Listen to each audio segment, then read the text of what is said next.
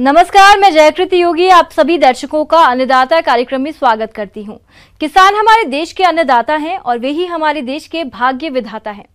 ऐसे ही भारतीय किसानों को खेतीबाड़ी से जुड़ी हुई बहुत सी नई लाभकारी जानकारियां देने के लिए हर रोज सुबह हम आपके साथ आते हैं। तो चलिए कार्यक्रम शुरू करने से पहले देखते हैं क्या है आज के अन्नदाता में।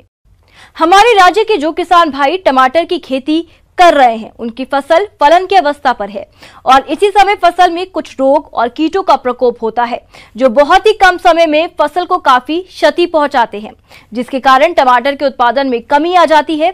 तो किसान भाइयों, आप टमाटर की फसल से अधिक उत्पादन लेने के लिए कीट और रोगों का नियंत्रण कैसे करें, इस बारे में जानकारी के लिए मिलते हैं डॉक्टर जेसी गुप्ता से। किसान भाइयों, हमारे देश में टमाटर की फसल बहुत तादाद में किसान भाई लगाते हैं।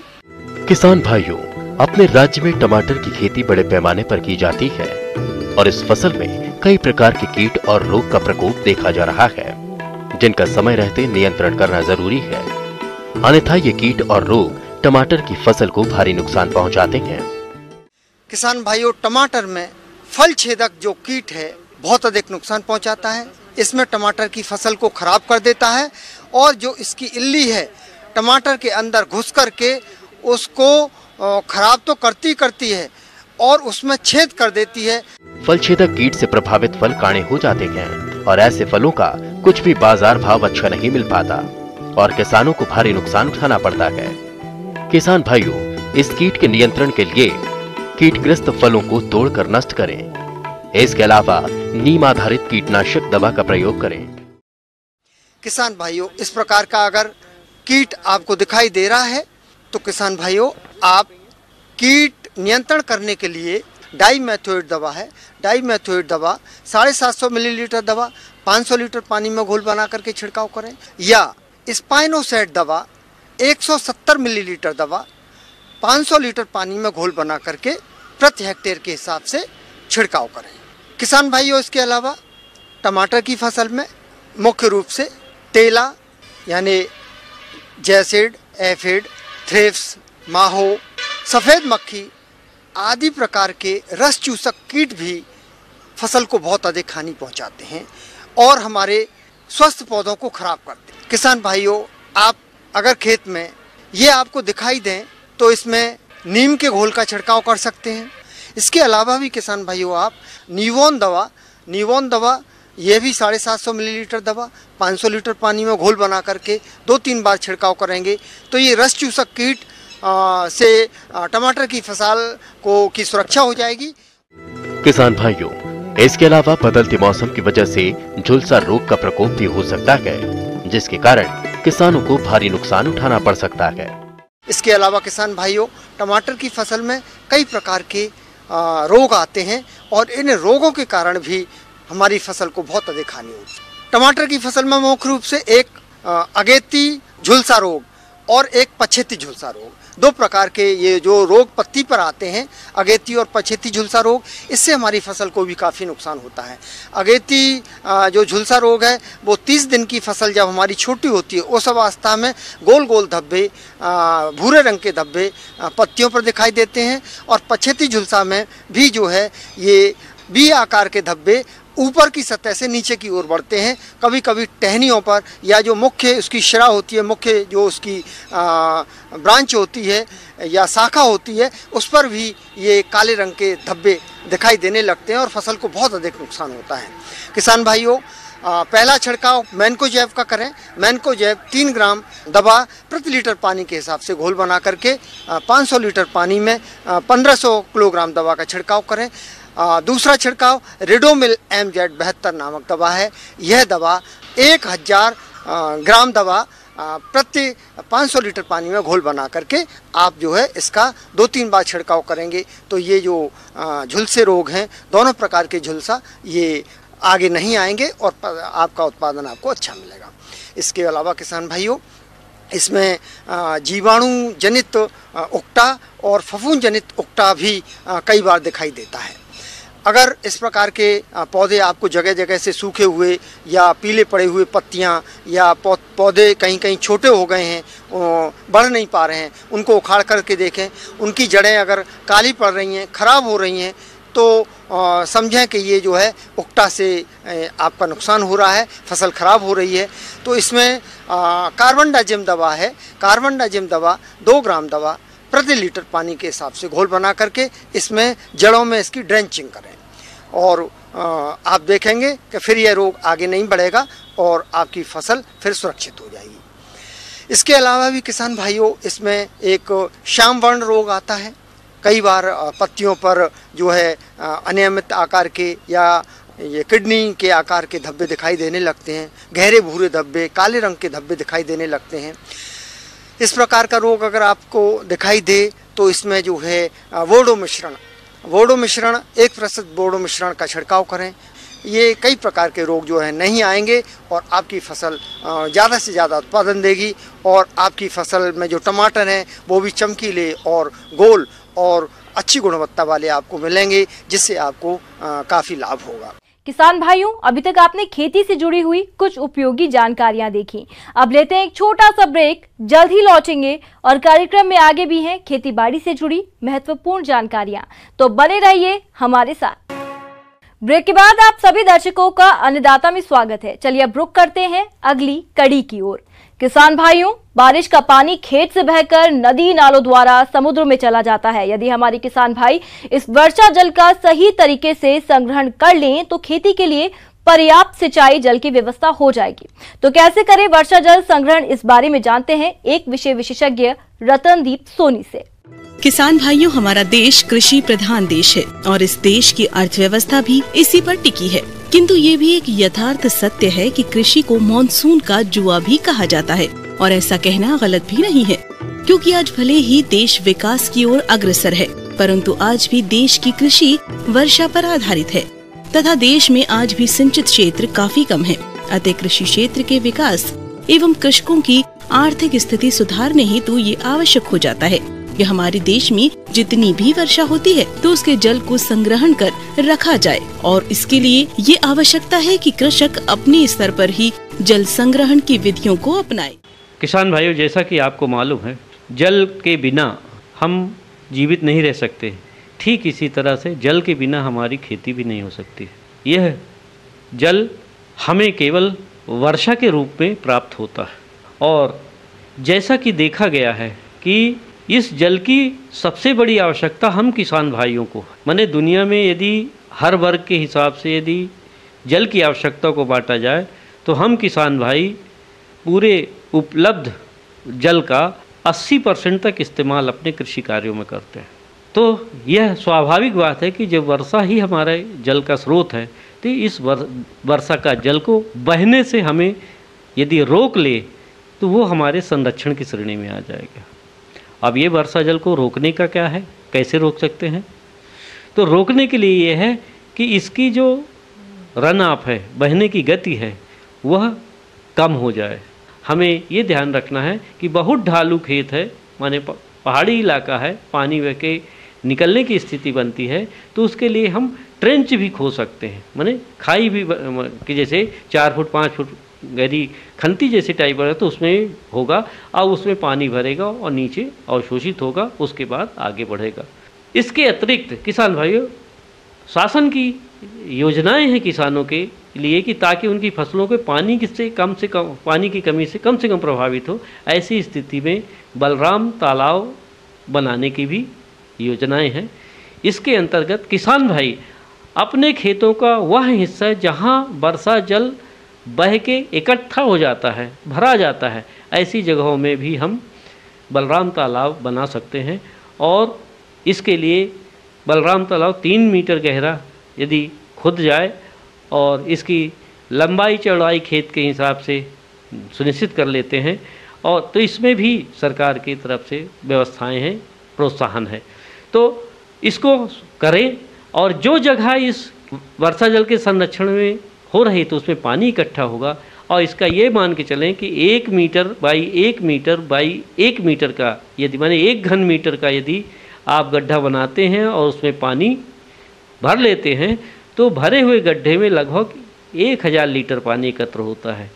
तो तालाब में यदि ऐसी स्थिति आ रही कि पानी रुक नहीं रहा है, रिस नहीं रहा, तो उसके लिए जो पॉलीथीन की सीट बिछा देते हैं और उसमें पानी भर लेते हैं, तो उससे जो जल बहाव के कारण जो रिसाव के कारण होता है, पानी का ह्रास होता है, वो भी नहीं होता है।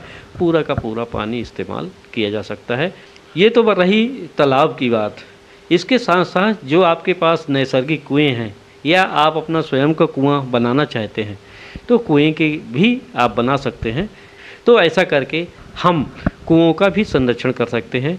नदी नालों में स्पॉट डैम का निर्माण। नदी एवं नालों पर यदि स्पॉट डैम का निर्माण एक निश्चित दूरी के अंतराल पर कर दिया जाए तो इससे भूमि नदियों की जल धारण क्षमता को बढ़ाया जा सकता है। तालाबों का निर्माण। पहाड़ी और ऊंची नीची भूमि पर खाली पड़े स्थानों में तालाबों का निर्माण कर भूमि के जल स्तर को बढ़ाया जा सकता है। पुराने तालाबों का जीर्णोद्धार। पुराने पड़े तालाबों की साफ सफाई करके उन्हें नए तरीके से सजाने और संवारने का समय अब आ गया है, जिससे वर्षा के पानी को इकट्ठा कर उसका कृषि में उपयोग किया जा सके। तो किसान भाइयों, उपयोगी जल, वर्षा जल का हम संचय करें, सदुपयोग करें और क्षमता, सिंचाई क्षमता बढ़ाने के लिए उन्नत सिंचाई के साधनों का उपयोग करें। ऐसा करके हम अपने खेतों में बोई जाने वाली फसलों से अधिक लाभ ले सकते हैं। आगे और भी हैं खेतीबाड़ी से जुड़ी हुई बहुत सी रोचक जानकारियां, पर यहाँ पर रुकेंगे एक और ब्रेक के लिए। जल्द हाजिर होते हैं। ब्रेक के बाद एक बार फिर से आप सभी दर्शकों का अन्नदाता कार्यक्रम में स्वागत है। बढ़ते हैं अगली प्रस्तुति की ओर। गन्ना की फसल में कुछ कीट और रोगों का प्रकोप देखने में आ रहा है, जिनकी रोकथाम समय से नहीं की गई तो फसल की पैदावार तो प्रभावित होगी। वर्तमान में गन्ना की फसल को हानि पहुंचाने वाले कीट और रोगों की पहचान के लक्षण क्या है और उनका नियंत्रण कैसे करें, इस बारे में जानकारी दे रहे हैं डॉक्टर शेखर सिंह बघेल। मध्य प्रदेश में बहुतायत है हमारे किसान भाई गन्ने की फसल की खेती करते हैं और ये जो समय है हमारा लगभग हमारी, चाहे वो नवीन फसल जो हमने खेत में लगाई हो या फिर हमारी रेटून फसल हो, इन दोनों फसलों का लगभग 2 से ढाई महीने की बढ़वार की स्थिति इस वक्त हमारे खेतों में किसान भाई देख रहे होंगे। और ये जो 2 से ढाई माह ये बहुत ही महत्वपूर्ण समय होता है किसान भाइयों, जब हमें कुछ खास बातों का हमारी गन्ने की फसल में ध्यान रखना है। गन्ना फसल में होने वाले कीड़ों के नुकसान से देश को प्रतिवर्ष करीब 300 करोड़ रुपए का नुकसान उठाना पड़ता है, जिसमें हमारे प्रदेश में आर्थिक दृष्टि से सर्वाधिक महत्वपूर्ण कीट अग्रतना छेदक, शीर्ष तना छेदक, जड़ छेदक, पायरिल्ला कीट इत्यादि हैं। इस समय चूंकि पौधे नए हैं, बढ़वार की स्थिति में हैं, नई पत्तियां निकल रही हैं, तो रस चूसक कीट का आना निश्चित रूप से लाजमी है और ऐसे समय में इन कीटों का आना प्रमुख रूप से समस्या पैदा करता है। अगर हम गन्ने की फसल की कीटों की बात करते हैं तो सबसे महत्वपूर्ण जो रस चूसक कीटों में है वो है पायरिल्ला। और पायरिल्ला की जब समस्या देखी जाती है तो कई बार पूरे खेतों में बहुत ज़्यादा हमारे किसान भाइयों को नुकसान हो जाता है।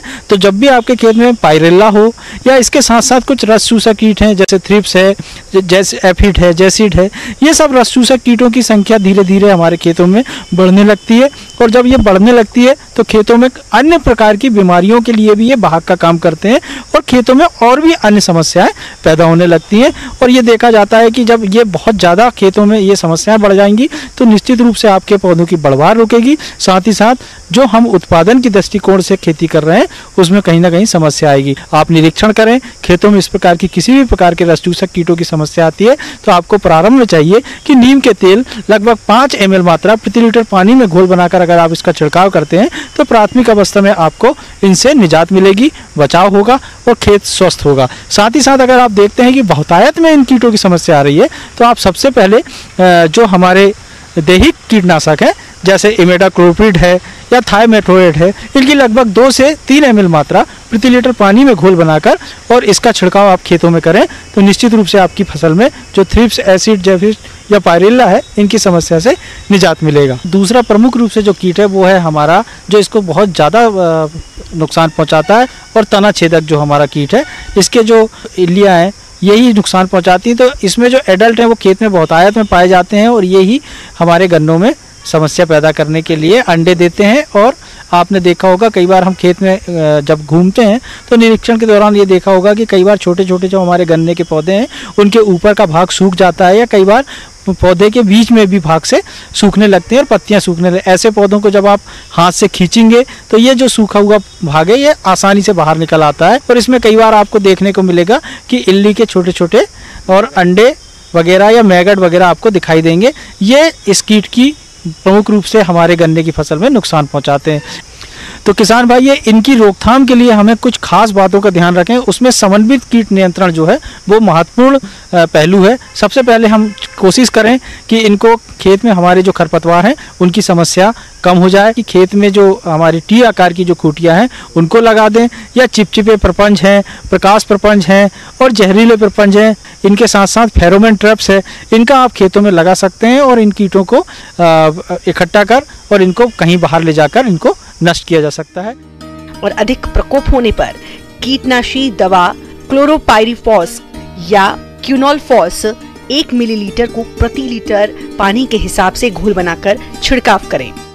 साथ ही साथ आप देखा होगा कि कंडवा रोग की जब समस्या आती है तो खेत में जो कंडवा रोग है वो किसी न किसी प्रकार से बीज जनित रोग है और बीज के माध्यम से ये खेतों में फैल जाता है, और जब हम खेत में देखते हैं तो इसके स्पोर जो हैं वो खेत में फैलते हैं और धीरे धीरे पूरा खेत ही, प्रभावित जो पौधे हैं उसमें से काला पाउडर निकलता है जो कि पूरे खेत में फैल जाता है और हवा के माध्यम से ये अन्य पौधों में भी इसका फैलाव हो जाता है। तो ऐसे पौधों का सबसे पहले तो आप निरीक्षण करें कि इस तरीके की कोई समस्या तो नहीं है, और अगर कंडवा रोग प्रभावित पौधे दिखाई देते हैं तो आपको चाहिए कि ऐसे पौधों को एक कोई बोरी लेबे और उससे उसको पौधे को पूरा ढांक लेबे और मिट्टी सहित उसको बाहर निकाल कर और इन पौधों को खेत से बाहर ले जाकर इसको अच्छी तरीके से आप मिट्टी के अंदर गड़ा देवें या इनको नष्ट करें ताकि खेत में इनका फैलाव ना हो। इसके अलावा हम रासायनिक दवा की जब बात करें तो इसमें प्रमुख रूप से जो हमारी कापर युक्त हमारे जो दवाइयाँ हैं, फफूंदनाशक हैं, इनका इस्तेमाल कर सकते हैं। इसके लिए M45 या फिर मैनकोजेब और साथ ही साथ कापर ऑक्सीक्लोराइड 2% का घोल बनाकर आप खेत में छिड़काव करें और आपके खेतों में जो समस्याएं हैं उनसे आप निजात मिल सकती है। तो निश्चित रूप से आपके खेत में ये जो फफूंदनाशक बीमारियां हैं इनकी समस्या नहीं आएगी और पौधों की बढ़वार शुरुआत में बहुत अच्छी होगी और आपका अच्छा उत्पादन भी प्राप्त होगा। अन्नदाता हेल्पलाइन निःशुल्क फोन संपर्क सेवा के माध्यम से आपके द्वारा पूछे गए प्रश्नों में से 1 या 2 महत्वपूर्ण प्रश्नों को हम अपने कार्यक्रम में शामिल करते हैं। इसी के तहत आज का चयनित प्रश्न और उसका जवाब इस प्रकार है। अन्नदाता कार्यक्रम में आज जो प्रश्न हमने शामिल किया है उसे पूछा है कैलारस जिला मुरैना से सुरेश सिंह ने। आप मधुमक्खियों के लिए कृत्रिम आहार बनाने की विधि पर जानकारी चाहते हैं। तो सुरेश जी, आपकी जानकारी के लिए देखिए कार्यक्रम का यह अंश। तो अभी हम बात करेंगे, अभी बरसात के मौसम आ रहे हैं तो इस मौसम में क्या होता है, मधुमक्खी को खान पान का बहुत कमियां हो जाती है। तो अगर खान पान का कमियां हो जाती है तो किसान भाइयों आपको इसका देखभाल करना चाहिए। तो आप क्या कर सकते हैं कि 1 लीटर पानी में 1 किलो चीनी घोल के शुगर सिरप बनाइए। उसमें आप और एक चीज मिला सकते हैं, विटामिन बी कॉम्प्लेक्स की 1 टैबलेट, सिर्फ 1 ही टैबलेट मिलाना है आपको। तो उससे क्या होता है, मधुमक्खी को ताकत मिलती है और ताकत मिलेगी तो स्वाभाविक बात है आपकी जो मधु है उसका भी प्रोडक्शन बढ़ जाएगी।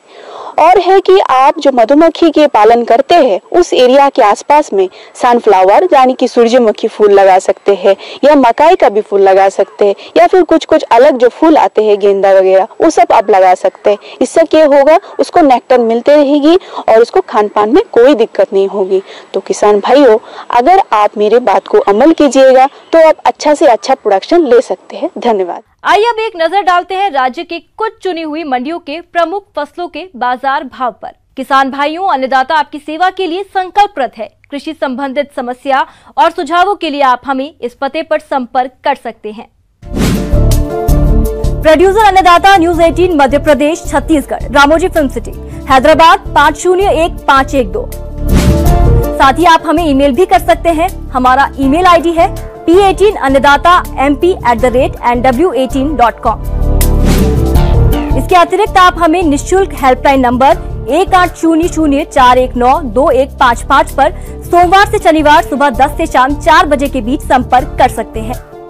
किसान भाइयों, अब समय हो रहा है आपसे विदा लेने का, तो हमारी अन्नदाता टीम को दीजिए इजाजत। कल फिर आपसे मुलाकात होगी कृषि संबंधित कुछ और महत्वपूर्ण जानकारियों के साथ। नमस्कार।